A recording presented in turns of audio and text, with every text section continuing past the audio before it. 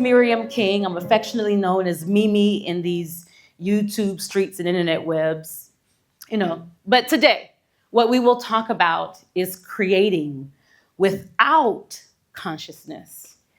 You may wonder, well, don't we actually need to be conscious and aware to create? Yes and no. So we get to explore what that looks like. And this is not a talk. This is a conversation, okay? We're very interactive, have taught and educated and performed and expressed in the arts for over 20 years, although I don't look it. You're welcome. But I have. And my gamut of students has run really the spectrum of kindergarten to doctoral candidates. So indulge me for a moment. There are several of you that may have received something on your seats before you sat down. Did you? Yes? Say yes. Okay, we're gonna play and create because that's what we do, right? We're talking about creativity. Why not create while we talk? So if you've received that card, indulge me for a moment. We'll go into about 60 seconds of an activity, yeah? 60 seconds of an activity that will support us to frame today's conversation and work. All right, so if you have this card, on the back of this card is what I would call a blank canvas. It really doesn't matter how you design these lines. The goal is to ensure that you can draw straight lines across the canvas. Yes, on the blank side of the card, okay? Everybody have a pen or a pencil or something to write with, create with? It doesn't really matter what direction. You can go diagonally, you can go parallel, you can go vertical, but the goal is vertical, horizontal. The goal is to create as many straight lines as you see imaged here and try to fill the canvas. Let's give you about 90 seconds. So go all the way across and draw within the box, out the box, but use the entire back of the paper to do that. All right. Any conversationalists, any friends, any creatives in the room that want to courageously share what this experience was, what happened, what'd you do? Were you successful in drawing the straight lines? Interesting. And what I did not add as a caveat to the instruction, which you may have read the detail on your card, says what? Can someone share with me what the back of the card says? I think if you go off, yes, you have to continue in that. Well, yes. I decided to jump ahead because I wanted to make sure to fill it. So I started at the beginning and the end. And that's okay, right? Because there was no rule with how to do it. You applied strategy. Yeah, and then I filled it in, and they're all uneven. And right, because that's a thing, right? Yep. Yes. I realized that the first line determines the parallel relationship of all the other lines. So if I happen to start at an angle, and so that meant that everything else had to be at an angle. Everybody say D. D. That was deep. Help, I'm stuck. Good job. You get an extra 10 points for that, sir. All right. There is no such thing as straight lines. And I think that's what we're discovering in the conversation. This is the preface to the talk. I mean, we're in it. Yeah? Anybody ever heard of the term or the word kintsugi? Hands up, kintsugi. Okay, great. Several people in the room are familiar with kintsugi. We're going to watch a video in two parts, the first of which will just give us a sense of what this is by a standing definition. Kintsugi is an art form, a Japanese art form to be specific, that celebrates brokenness. And so I want us to watch this, and then we'll watch the latter part of it again later on in the talk, yeah? The art of mending what's broken using gold lacquer is what the Japanese call kintsugi. But kintsugi isn't just a technique or method to repair broken pottery. There's a profound philosophy behind it. At the heart of its practice, kintsugi is concerned with things like the appreciation of imperfection, the acceptance of transience, and the cherishing of things that have been broken and scarred. Through these underlying philosophical ideas, kintsugi becomes a metaphor for how we approach our lives and makes us wonder how our attitudes toward life's perceived flaws could change for the better. Aren't we preoccupied with hiding our scars instead of wearing them with dignity? But questioning our attitudes toward flaws, brokenness, and imperfection becomes even more interesting if we apply it to our lives. Most of us carry the weight of the past, including scars, sometimes visible, we've obtained along the way. Kintsugi doesn't hide the history of brokenness. It accentuates it, making it a feature of beauty rather than something to put out of sight. Kintsugi means golden joinery in Japanese. According to historians, the idea originated in the late 15th century as an alternative to repairing pottery using metal staples. It's commonly believed that when the shogun Ashikaga Yoshimasa broke his favorite tea bowl, he was displeased by the inelegant repairs using metal staples, and thus ordered the artisans to think of a better solution. And so they decided to use gold lacquer, an idea that gave birth to the practice of kintsugi. The shift from using metal staples to gold lacquer was more than just a matter of aesthetics. The approach caused a revolution regarding how we look at damage and repair. And isn't the same true for people's faces, whose wrinkles and scars speak to us, as if they try to tell us many life stories, experiences, and pearls of wisdom that make them so remarkable? There's something to what's broken, decayed, imperfect. The idea that it stood the test of time, endured the forces of nature, and was a quiet observer of an ever-changing environment. Yeah, good, huh? And how appropriate that the lacquer is gold. Yeah?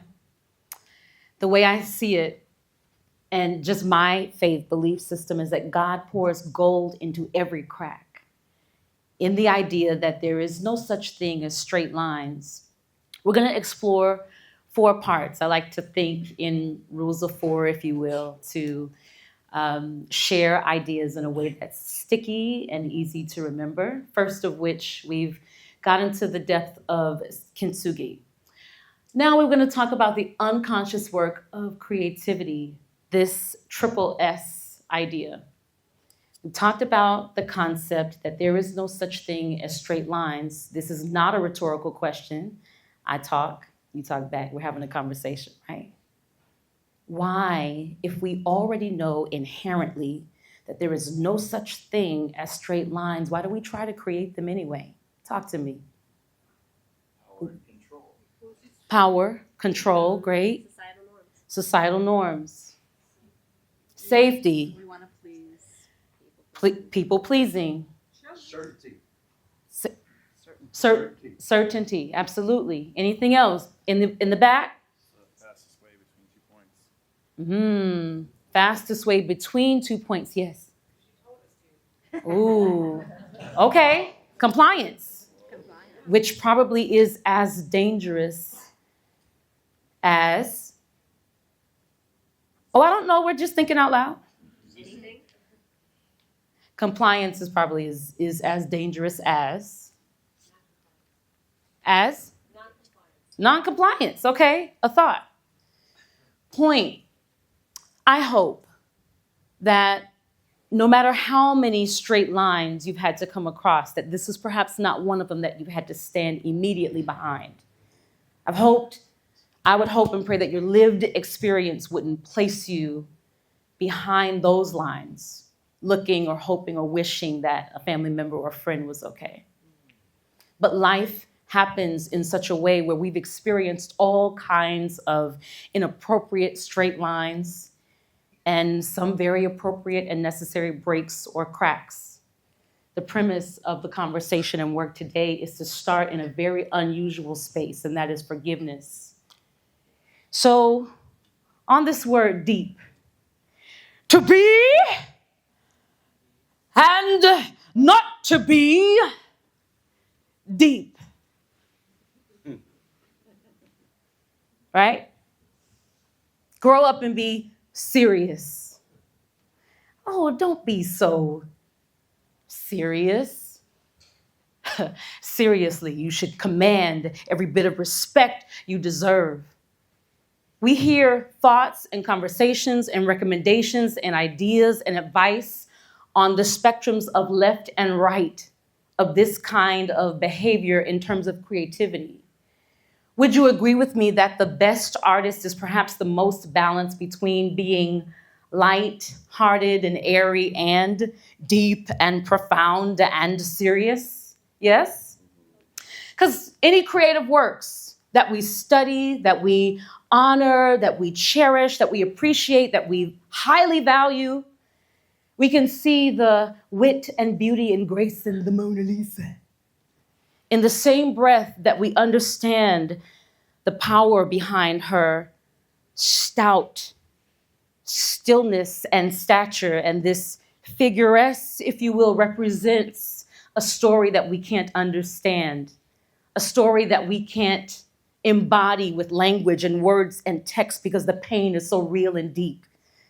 I just made that up, by the way, right? Like I'm going off tippy, right? I just made it up.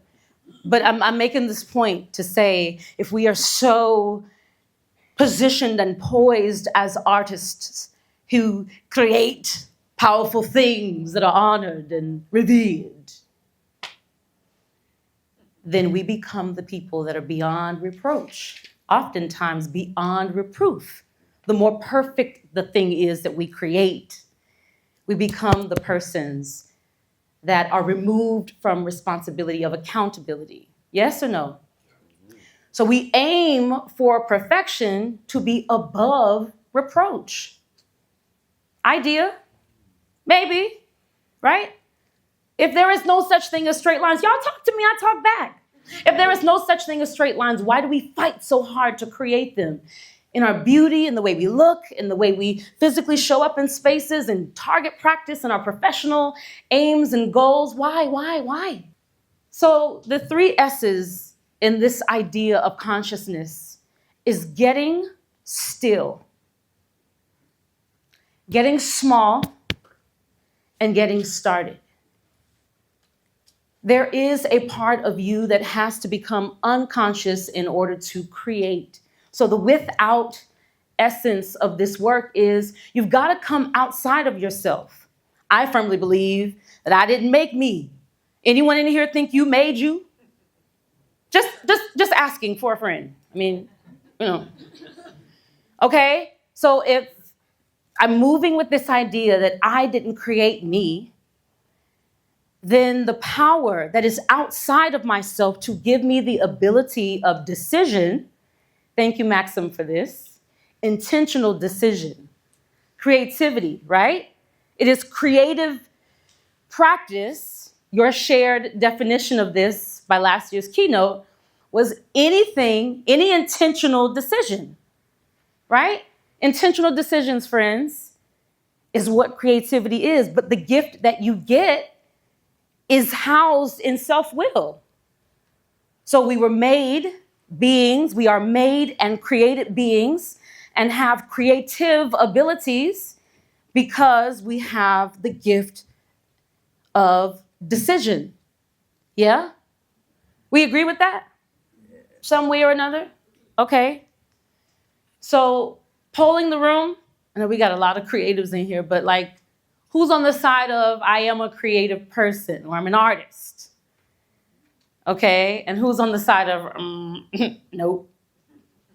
Hands high for the nopes. It's okay if you're in the room full of creatives and you wouldn't consider yourself as creative. Here is what I would say to this. You say, Mimi, how dare he say that I am a creative also? All of us, and thank you, Melanie, for this, all of us are creative. Any medical professionals in the room, you are not allowed to answer this question. If you are a medical professional, do not answer this question. You may say, I have not one creative bone in my body. And I dare to respond with this, friends. You may say, Mimi, no, it's in my pinky toe, and the little bit of creativity I have is down there. What is the smallest bone in the human body? Anyone know? Ear bones. There we go. And the ear bone is called the stapes. The stapes is the smallest bone in the human body, and it is in your. So all of us have creative ability. May I submit to you this one powerful thought, and yes, you could write this down, but you better tell them Mimi said it, okay? Miriam King, by the way, so that you get it right. Okay. We talk about oftentimes creative muscle, right? Having the ability to create. But may I submit to you today that creativity is not so much a muscle as it is a bone. Say, ooh. That was deep. Okay. And here's why. Because your entry point to creativity, if you ask me about my creative process, it starts with listening. It just starts with listening. And many of us have to start with listening to ourselves. And if we listen long enough, we will hear us say to us too many negative things. I'm not going to get no amen on that except one in the front. Amen. We say too many negative things to ourselves more often than we care to admit. So the negative self-talk is what hinders the creative ability and process. So you want to talk about how to have a creative process, start listening to the way you talk to yourself. Take a moment, actually, in this sacred silence to forgive you for what you have said to you. Release yourself of the things, the quirks, the idiosyncrasies, the attitudes, the dispositions, the ideas about your makeup physically, emotionally, your life story, your mama, daddy issues, or the lack thereof, your story. Release yourself and release others, because you can't create when your mind is stuck on what someone did to you. Make PEACE with your PIECES. You're welcome. Make peace with the pieces, with all of the broken parts that only God, who in his perfection can pour gold into. The beauty about kintsugi is that once the gold lacquer is poured into the cracks, it actually becomes a priceless work of art because nothing else exists quite like it. Good? All right. So, creating with purpose and intention. Here goes another write me down. Now, this one for real. We got to trademark this idea so it does not leave this room, and Miriam King said it. For real. I got this one when I was about 30 years old, and you all are the first audience to globally hear this. So, see? My dude, 10 points. See? I love it. Okay. The head and the ear and the tongue creates the heart. You know how people say you wear your heart on your sleeve? Like your emotions are just all over the place and you can feel everything and everything's right immediately. You actually wear your heart on your face. H for head. E for ear. T for tongue. Out of the abundance of the heart, the inner ear, the mouth speaks. So if warfare, right, or if the battling, the mental health starts in the mind, and we allow those negative conversations, unforgiveness, lack of belief in ourselves to be the pervasive conversation, then what happens in the inner ear if the creativity is not checked and we assume that it's muscle and not bone? We allow words to escape our lips that do not belong in the earth. Be careful because your heart is on your face. Never forget this. Friends, never forget this. You're the first people to hear this. And this came straight from heaven. I can't even make this up. I'm not this smart. Heart. And when you cut two ears off of a face and put them together, what do they create? Whoo! I couldn't make that up. Be careful about the words that you allow to live here, about who you are and what you are not. Be careful about the language you allow to escape your lips when you are afraid to express externally what you are feeling and knowing and believing internally. You are guided by a decision, and that still small voice that lives in you is so unique to you that it is more powerful than you can ever understand. But if you miss the opportunity to celebrate those broken pieces that do make the work of art, you miss a lifetime of an opportunity to build on growth and grace and grit. Give me another G, because this was feeling real good. Gratitude. See what I'm talking about? Go ahead, give me one more G. That was good. Okay, Gucci. Give me one more. Goodness. All these G's, more grace. Absolutely. So, we've covered all of our 4 pieces. The last part that I think informs our approach to our creativity is our personality. We apply our personality to the conversations. Because have you said something and someone else has said something and you both have said the same thing, but it wasn't quite the same thing because you said it and they said it and it was different because you said it? Why y'all don't like playing with me? What's going on? I see some of you like, okay, she's really weird. It's okay. I love me exactly how I am. Okay? Unapologetically. What you're looking at is Auntie Mimi's remix on the MBTI. Right now, the data shows that over 14 million people in the world have taken this test, personality. And so I've given us an easy way to understand what this actually looks like. So cardinal directions are north, south. East, west. Okay, cool. So extrovert, introvert, thinker for the brain, feeler for the heart. Isn't that an easy way to remember it? So sometimes we either sit on one part of the spectrum or the other. Some of you are ambiverts and you don't even know it. That means that you're the space between introvert and extrovert. You can do both. You can be the social butterfly when you're around a lot of people, and then you also go to the bathroom and say, oh my God, how much longer do I have to be here? Okay? In the same breath that you are as much of a leader as you are a creative explorer, right? Find your passion, find your place. I traveled to New York City quite recently. After visiting the 9/11 memorial, I realized that it quite echoes the philosophy of Kintsugi. These shots I took show the void left by the Twin Towers. They're represented by 2 pools, with water pouring into a seemingly bottomless pit.